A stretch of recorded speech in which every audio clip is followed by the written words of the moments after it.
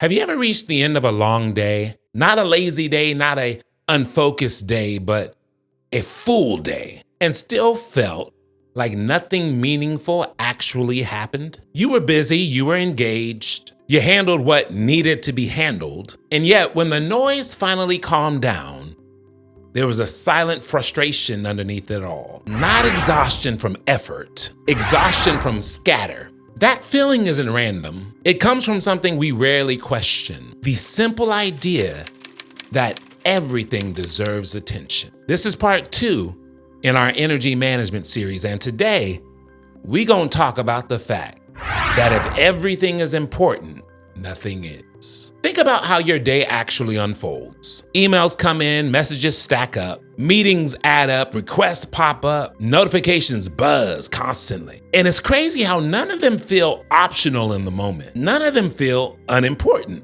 Everything feels urgent right now. So you respond, you react, you move from one thing to the next. And by the end of the day, you're drained, but you can't quite point out what actually drained you. Because it wasn't one thing, it was everything.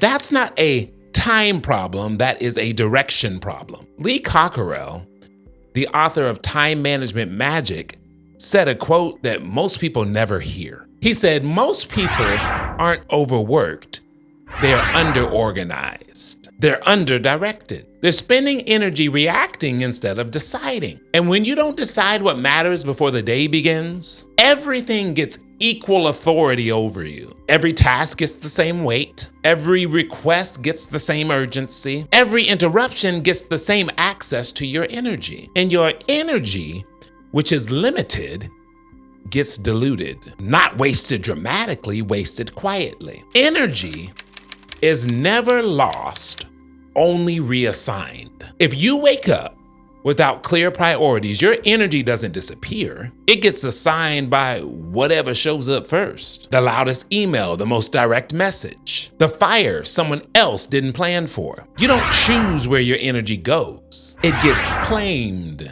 And here's the irreversible insight. If you don't decide what deserves your energy, you've already decided everything else does. Ooh, you had to do it like that, Smalls. Once you see that, you can't unsee it. And here's why this becomes dangerous. This kind of busyness feels productive. You're moving, you're responding, you're checking boxes. You're on it. But movement without direction isn't progress. It's just motion. You're burning fuel without getting any closer to where you actually want to go. This is why people say, I'm doing so much, why am I still stuck? Because effort without direction makes exhaustion arrive sooner. High performers assign energy, not hope. This is why I say energy must be assigned, not guessed. High performers don't wake up and see how the day goes. They don't rely on willpower. They don't rely on motivation. They don't rely on memory. They design systems that decide for them, not because they're rigid, but because they respect their energy too much to waste it on constant decision making. Systems are not control,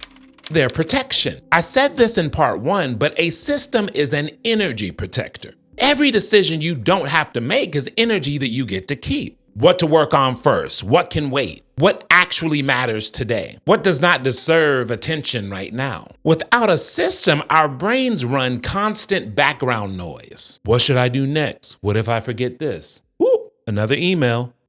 What if that's more important? Ah, man, I think I missed something. That mental static alone is exhausting. There's a priority trap that most people never escape. Let's simplify it. You can call it fireworks. You can call it whatever you want. The label matters less than the clarity here. There are urgent things, demands that need immediate attention. There are important things, useful, supportive, and necessary. There are vital things, work that actually moves you forward in life long term. And then there are low value things, tasks that feel busy but don't really matter. And I got this from Lee Cockerell's Time Management Magic book. Those are the 4 categories: urgent, important, vital, low value. And here's the trap. Most people live in urgent and important and never protect space for vital. And then You wonder why you feel stuck when you're doing so much. I'm going to say this clearly. What's vital is rarely urgent, and what's urgent is rarely vital. Woo! I have never said that before. I'm gonna take that for myself. Vital work is quiet. It doesn't scream, it doesn't demand immediate attention. Vital work is a gentleman. It's a lady. It just sits, crosses its legs, and waits. And because it waits, it keeps getting postponed, while everyone else's priorities keep getting handled. And it's not because you don't care, but it's because urgent work feels important and vital work feels selfish, until you realize your energy is being spent, just not on your future. Another major energy leak that we need to talk about is mental overload. This is a massive drain. Trying to keep everything in your head. Your brain is not a storage unit, it's a decision-making tool. And when you carry everything mentally, you create constant, low-level stress. That's why lack of prioritization feels like a lack of time. You're not behind, you're overloaded. So here's a simple exercise. It's not gonna be complicated, it's not gonna be deep, just honest. At some point today or tomorrow, do this. Get everything out of your head.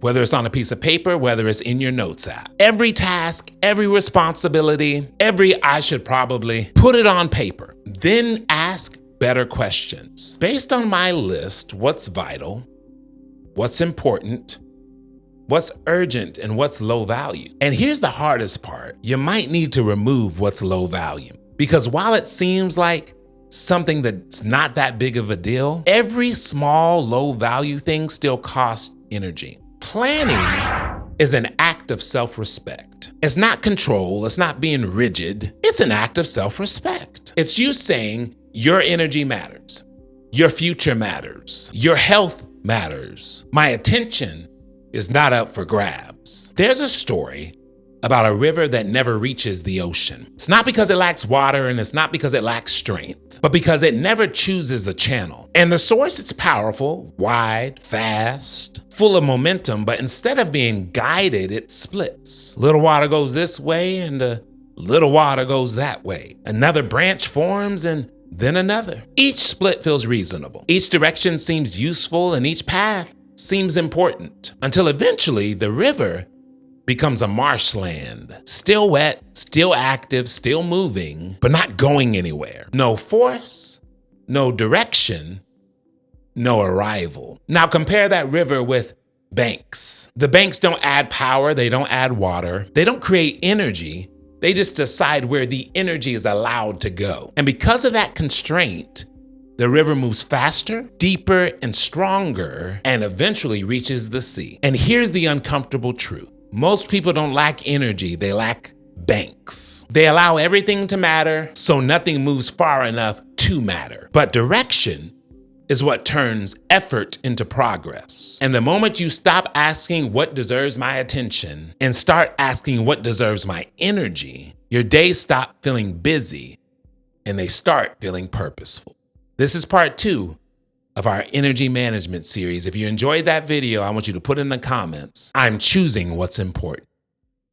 Always remember that growth is a journey. It's not a destination. I'm in it with you, and I'll see you on the next one.